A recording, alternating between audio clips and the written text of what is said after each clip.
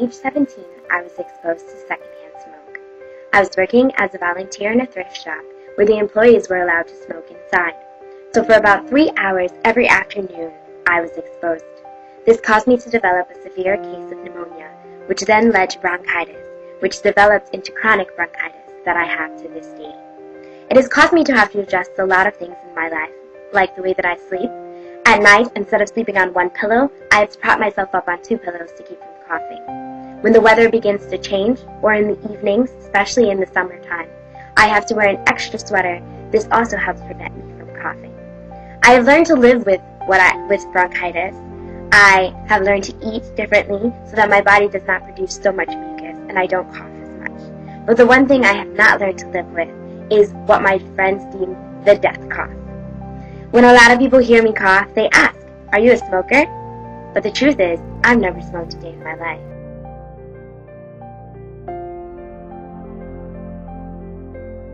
I think secondhand smoke is a huge issue on campus, mainly because people will step outside the door that says no smoking within 50 feet of the store and pop out a cigarette right in front of the door, and to be honest, it's kind of disgusting.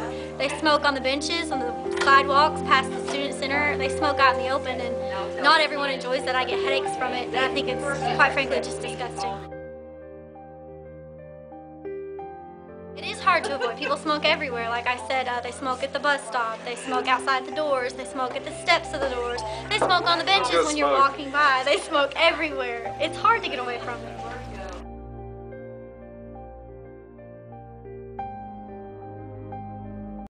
Is trying to catch up to the 260 universities nationwide that have prohibited smoking throughout their campuses. That's the movement and the trend. The university created the tobacco work group in 2008 to assess the university's smoking policies. Currently, smoking is banned at Barnard, Teachers College, and Union Theological Seminary.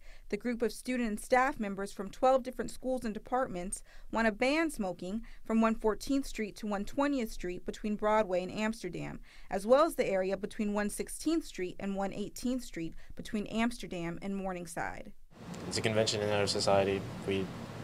People sit and smoke and talk, and there's nothing wrong with that. That's certainly a very valid debate.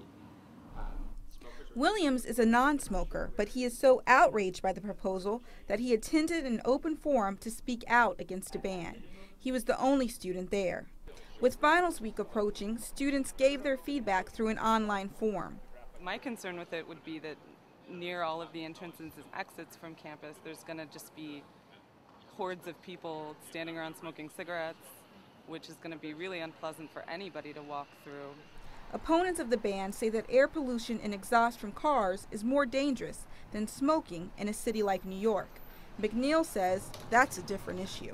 This work group was tasked with looking at policy and deciding what, if any, recommendations should be made to the administration around smoking. McNeil says that if the proposal passes, smokers will be relegated to designated smoking spaces near the university gates. I never agree with the idea of having a smoking area because I think it gives a very strong mismessage. Dr. O'Sullivan works in the asthma clinic at St. Luke's and says that her patient's asthma is triggered more often by smoke than air pollution. The feedback period for the proposal is now over, and the proposal will be sent to the vice president of the university, who will decide where it will go from here. Jessica Hopper, Columbia News Tonight.